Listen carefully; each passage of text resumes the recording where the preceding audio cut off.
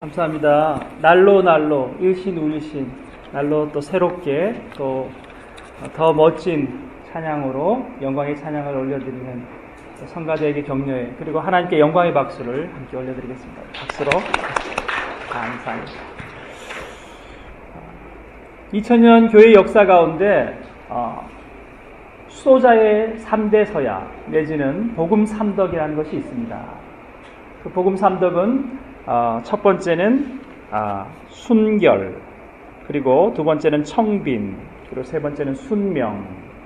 순서가 바뀌어 보입니다만 청빈, 순결, 순명 이 세 가지입니다. 청빈은 무엇이겠습니까? 심령이 가난한 자는 복이 있나니 천국이 저희의 것이미로다. 마태복음 5장 가운데 산상수훈에 처음으로 예수님께서 하신 말씀처럼 우리 안에 가득한 것들을 비워내는 것입니다. 우리 안에 물질이 가득하면 네 마음이 있는 곳에 네 보물이 있다 하신 말씀처럼 우리 안에 물질에 대한 우상 숭배를 비워내는 거죠. 그리고 우리 마음에 명예에 대한 것들이 가득한다면 그 명예에 대한 집착들을 비워내는 겁니다. 우리 마음에 가득한 그것들을 비워내지 아니하면 예수님이, 성령님이, 말씀이 우리 안에 내주하실 수 없기 때문입니다. 그래서 우리 마음에 가득한 것들을 비워내는 것, 왜냐하면 그것은 예수님보다 더 사랑하는 거기에 우상숭배요, 성령께서 거할 처소를 막는 것이기에 잘못된 것이고 죄이기 때문에 그렇습니다. 그래서 비단 물질뿐만 아니라 우리 안에 가득한 것들을 비워내는 것을 청빈, 깨끗한 부자, 물질, 명예, 또 지나친 이성에 대한 관심, 이러한 것들을 비워내는 것을 청빈이라고 합니다. 그러면 거룩은 무엇일까요? 레위기 19장 2절 가운데 나 너희 주 여호와 하나님이 거룩하니 너희도 거룩하여라 하신 말씀처럼 로마서 12장 1절 2절 말씀 너희는 거룩한 산 제사를, 산 예배를 드리라 하신 말씀처럼 우리의 삶으로 거룩한 삶의 예배를 드리는 것을 말합니다. 그런데 로만 캐톨릭, 우리가 말하고 있는 서방교회는 성직자들이 마치 사도 바울처럼 결혼을 하지 아니하고 순결한 서약으로, 종신서약으로 하나님께 자신을 드립니다. 그러나 우리 개신교회는 그렇게 하지 아니하고 성직자들이 결혼을 하고, 그러나 하나님께 종신서원을 드림보다 거룩한 가정, High Qualified Family로 하나님께 또한 거룩한 산제사를 드립니다. 사실 이게 더 어려운 건지도 모르겠습니다. 우리가 가정을 일구고 있기 때문에 나 한 몸 그저 하나님께 드리는 것보다 우리 가정 전체가 하나님께 드려지는 그 삶이 참으로 더 어려운 것일지도 모르겠습니다. 성경이 계속해서 말씀하고 있는 두 가지가 있는데 우리가 거룩해 되지 못하는 두 가지는 우상 숭배와 간음이라고 구약 성경부터 해서 계속해서 말씀하고 있습니다. 이 우상 숭배와 간음, 하나님 이외의 것들을 섬겼던 그런 알레고리칼한 간음뿐만 아니라 실제적으로 우리가 지나친 이성과 세상에 대한 시야, 이런 것들을 우리가 간음이라 할 수 있겠습니다. 이 두 가지를 제하여 버리는 것이 거룩한 백성으로 살아가는 데 있어서 첫 번째일 것입니다. 마지막 세 번째가 순명, 순언. 제가 지난번에 왔을 때 한번 말씀을 드렸습니다만 순언이라는 것은 하나님의 거룩한 말씀에 복종하는 것을 말합니다. 그런 점에서 우리는 순명이라는 로만 캐톨릭의 세 번째 서약보다 순언의 서약에 가깝습니다. 왜냐하면 그들은 하이라키라는 직제에 복종하기 때문에 그렇습니다. 추기경, 포프와 그리고 아크비숍, 대주교, 그 다음에 그 위에는 교황이 있겠죠. 교황과 추기경과 그리고 대주교와 주교와 평사제와 그런 교회의 직제에 순명하는 것이 아니라 우리는 오직 하나님의 말씀, 너는 나를 따르라 하셨던 예수 그리스도의 말씀, 제자들을 부르고 또 부활하시며 베드로에게 하신 말씀, 너는 나를 따르라 하셨던 그 말씀에 복종하는 것이기에 어떻게 보면 순명이 아니라 순언이라고 말씀을 전한 적이 있습니다. 여러분, 그런데 우리가 이 순명과 순언을 넘어 오늘 본문의 제목은 바로 순종입니다. 나중에 제가 한문으로 살펴본 것을 보여드리겠습니다만 순명은요, 명령에 따른 것을 말하고 말씀에 따른 것을 순원이라고 하지만 순종은 우리의 행위가 뒤따라야 된다는 것입니다. 지난주에 말씀을 전한 것처럼 모래 위에 세운 집이 아니라 지혜로운 자의 반석 위에 세운 집. 지혜로운 자는 하나님의 말씀을 hear, 듣고 그리고 bear, 낳고 성육화하고 그 말씀으로 무장하여 세상을 이기는 사람이라고 말씀을 전했습니다. 바로 하나님의 말씀을 듣고 예수 그리스도의 명령을 듣고 그리고 삶으로 따라 살아가는 것. 아무든지 나를 따라오려거든 자기 자신을 부인하고 자기 십자가를 지고 나를 쫓을지니라. 마태복음 16장 24절에 예수님이 하신 그 말씀을 따라 날마다 나의 삶들을 그리스도의 십자가에 꿇어 복종하며 따라가는 삶을 순종이라고 합니다. 오늘은 그 순종에 대해서 함께 하나님의 말씀을 통해 은혜를 나누려고 합니다. 오늘 본문 두 아들의 비유는 우리가 너무나 잘 알고 있는 말씀입니다. 그래서 신학교에 다닐 때 그렇게 교수님들께서 말씀하셨습니다. 어디를 부임해 가든지 전도사로 또한 목사로 청빙되어 갈 때 이 탕자의 비유는 절대 말씀을 전하지 말라는 거예요. 왜 그러냐면 누군가는 이 말씀을 전했을 것이라는 겁니다.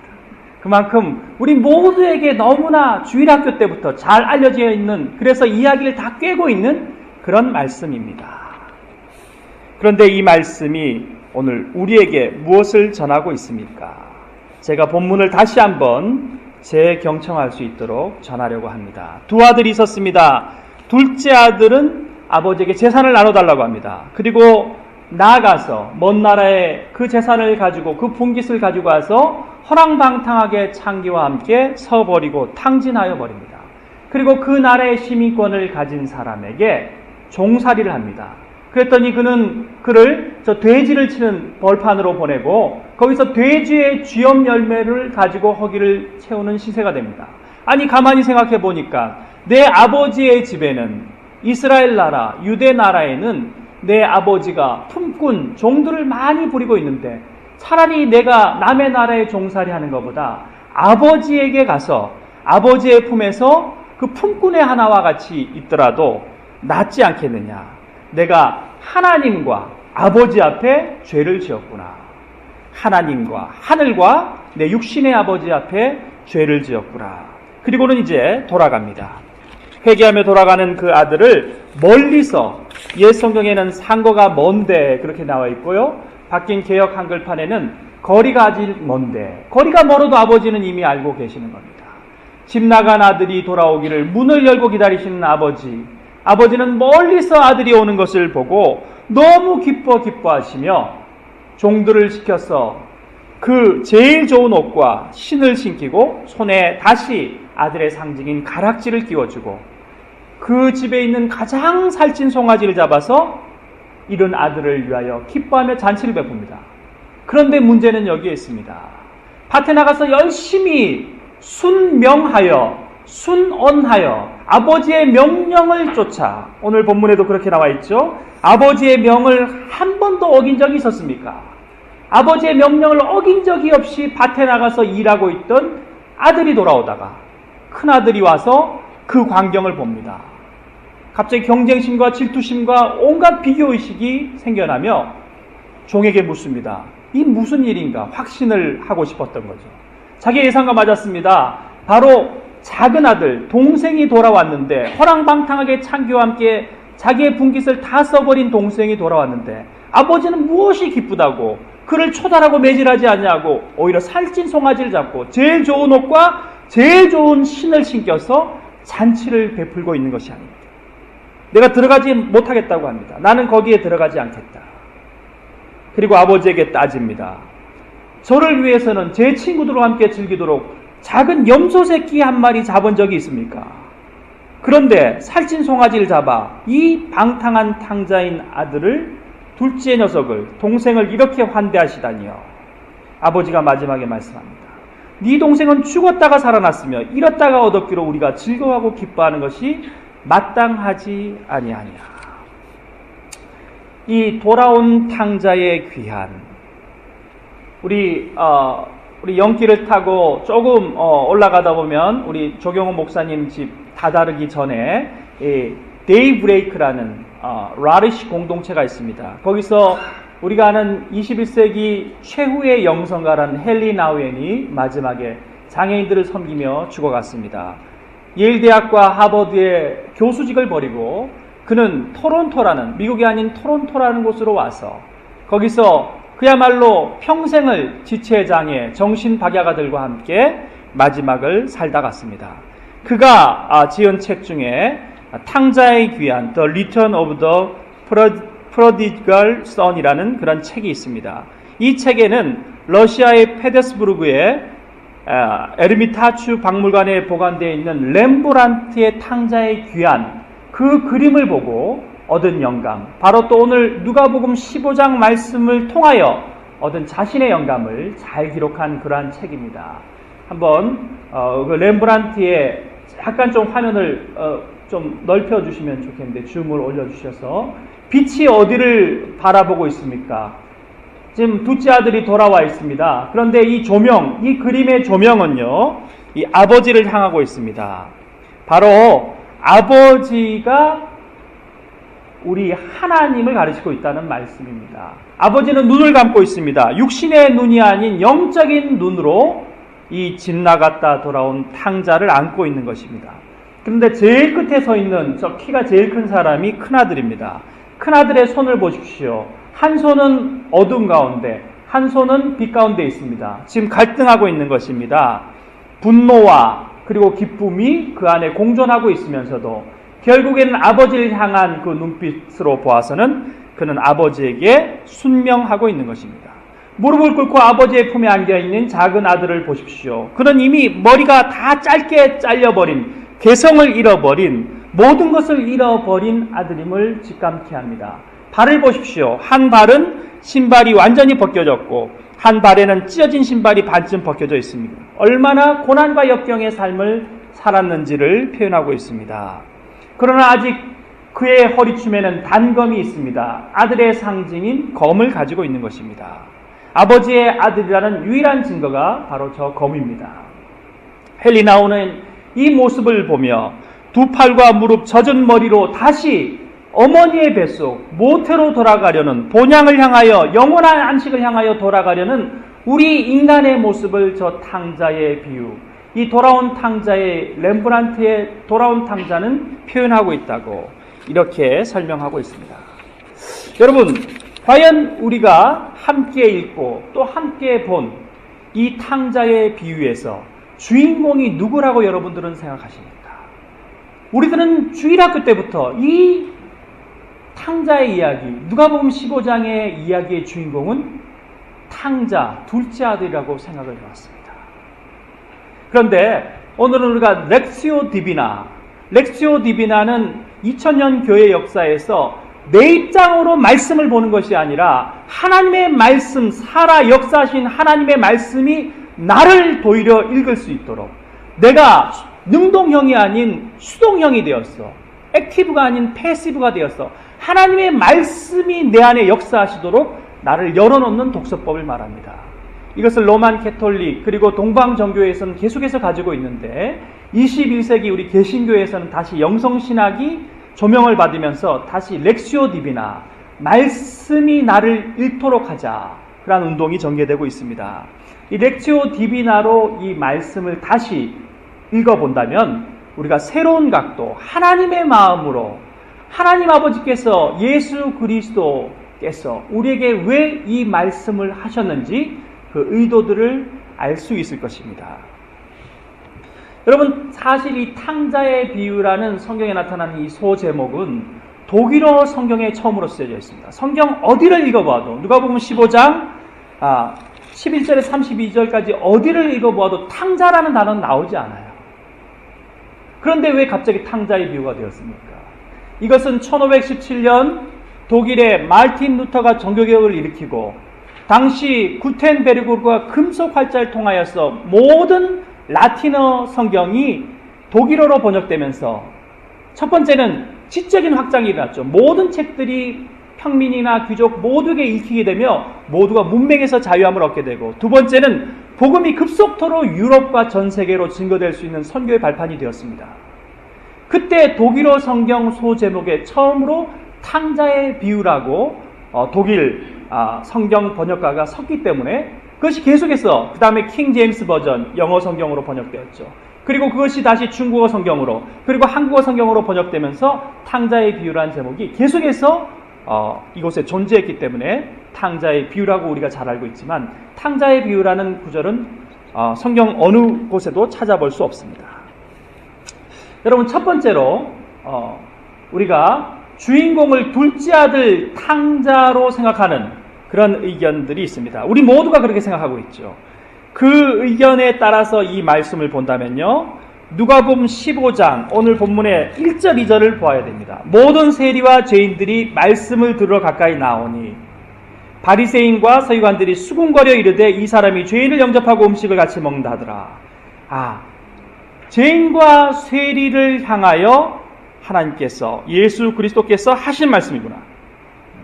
그 뒤에 보십시오. 3, 4절에는 무슨 비유가 나옵니까? 양 100마리가 있는데 한 마리를 잃어버리면 99마리를 들판에 두고 그 한 마리 잃어버린 양을 쫓아가지 않겠냐. 그 다음 무슨 비유가 나옵니까? 8절 이하는 10드라크마, 은전, 실버 코인의 비유가 나와요. 한 사람이 이 10드라크마가 있지만 한 드라크마를 잃어버렸는데 등불을 켜고 그것을 찾지 않겠느냐. 그 다음에 나오는 것이 잃은 아들의 비유라는 것입니다. 이처럼 죄인의 돌아옴, 탕자의 돌아옴을 하나님께서 말씀하고 있다. 그것은 다름 아닌 바리새인과 세리가 예수 그리스도를 비판했죠. 창기와 함께 밥을 먹는다. 죄인과 세리의 친구다. 저 사람이 어떻게 이스라엘 왕이요 하나님의 아들이 될 수 있을 것인가. 그들에게 내가 의인을 부르러 온 것이 아니라 죄인을 불러 구원하고자 함이니라 하신 말씀을 전하기 위해서 이 말씀을 하셨다는 것이 첫 번째의 의견들입니다. 누가복음을 계속해서 읽어보면요, 정말 하나님께서 죄인을 구원하기 위해 오신 말씀들이 계속해서 나타나고 있습니다. 오늘 본문 뒤에 누가복음 18장에 가보면요, 바리새인과 죄인의 기도가 나오죠. 바리새인은 가슴을 치며 나는 죄인으로소이다. 죄인은 그렇게 기도했죠. 바리새인은 어떻게 기도했습니까? 나는 1회에 2번씩 금식을 하고 하나님께 11조를 드립니다. 누구의 기도를 들으실 것이냐? 죄인의 기도를 들으신다는 거죠. 마지막 이 누가복음이 끝나는 누가복음 23장 42절에도요, 양편 강도의 비유가 나옵니다. 이야기가 나옵니다. 한편 강도가 뭐라고 합니까? 이분은 죄가 없으신 분이다. 주여, 주 예수여, 당신의 나라에 임하실 때 나를 기억하여 주옵소서. Jesus remember me when you come into your kingdom.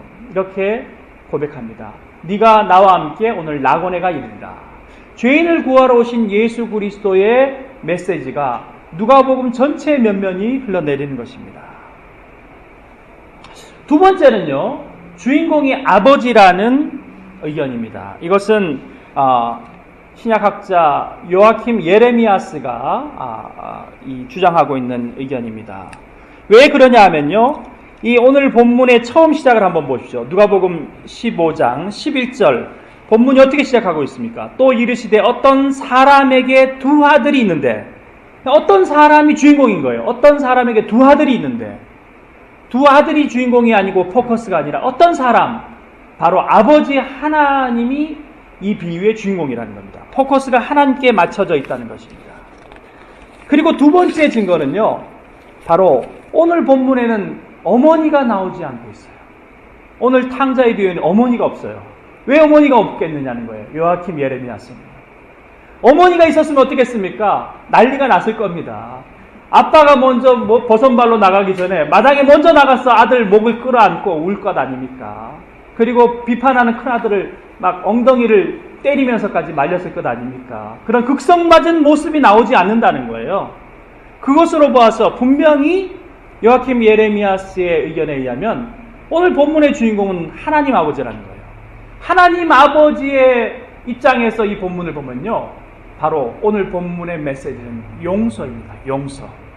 바로 십자가에서 우리를 용서하셨던 창세기 아담아 네가 어디 있느냐, 그리고 양을 잡아 그 옷으로 그들을 보호하셨던 바로 십자가를 상징하는 면면이 구약 신약을 이어오는 구속사적인 메시지, 바로 용서가 오늘 본문의 진정한 메시지라는 것입니다. 구속사적인 십자가의 메시지, 바로 아버지의 용서.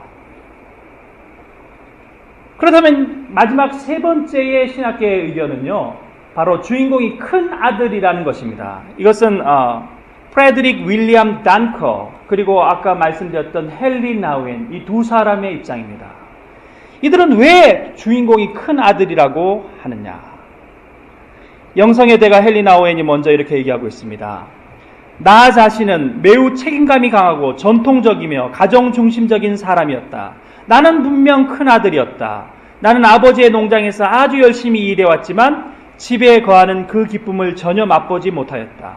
내가 누렸던 그 특권들을 감사하기보다는 오히려 불평불만하는 사람이 되어버렸다. 그러기에 나는 어쩌면 둘째 아들만큼이나 탕자로 살아왔을 수 있다는 생각이 들었다.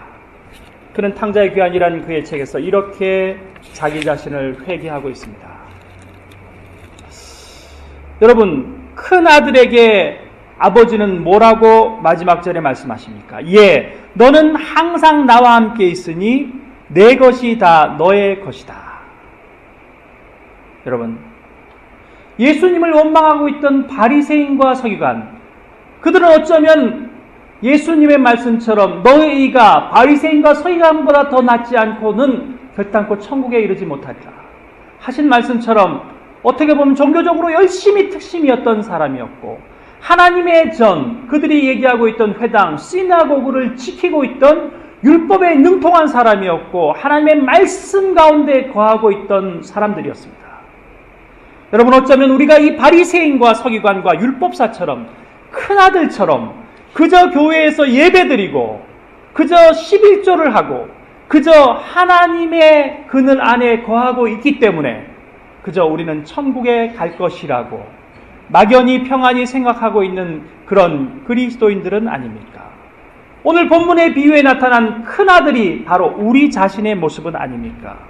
그는 분명히 하나님의 말씀에 그 말씀을 지키며 명을 어기지 않는 사람이었습니다. 오늘 본문을 보십시오. 오늘 본문 누가복음 15장 29절 말씀에 아버지에게 이렇게 큰아들은 대답합니다. 아버지께 대답하여 이르되 내가 여러 해 아버지를 섬겨 하나님을 섬겼고요, 명을 어김이 없거늘 순명하였다는 것입니다. 하나님의 말씀대로 살아왔다는 것입니다. 그러나 성경 전체에 두 번의 두 아들의 비유가 나오는데 또 한 성경 구절에 이 두 아들의 비유가 나옵니다. 시간관계상 여러분들이 집에 가서 찾아보시기를 원하고요. 마태복음 21장 28절 31절에 또 다른 두 아들의 비유가 나옵니다. 그 두 아들의 비유에는 어떤 이야기가 있습니까? 맏아들에게 먼저 얘기합니다. 예, 오늘 포도원에 가서, 아버지가 말하는 거죠. 좀 일 좀 해라. 예, 가겠습니다. 명령을 받았어요. 그렇지만 가지 않았습니다. 순종하진 않았던 거예요. 둘째 아들은 뭐라 그랬습니까? 싫습니다. 순명하진 않았지만 후에 뉘우치고 포도원에 가서 일을 했다는 거예요. 그러면서 예수님께서 말씀하십니다.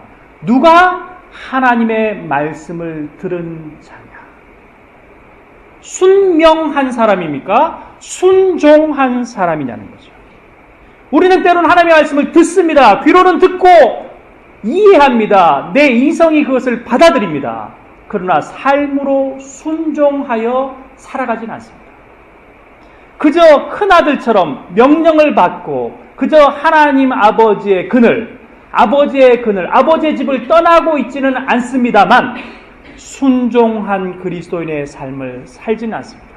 십자가의 나의 삶을 꿇어 복종하고 아버지의 명령 앞에 내 명령과 내 고집과 내 아집을 깨트려버리진 않고 그저 내 기질대로, 내 성격대로, 내 고집대로 하나님을 끼워 맞춰서 믿고 있는지도 모르겠습니다. 사랑하는 성도 여러분, 올해 우리 교회의 목표는 그리스도의 터 위에 든든히 서가는 교회입니다. 우리 모두는 지혜로운 건축자라고 생각합니다.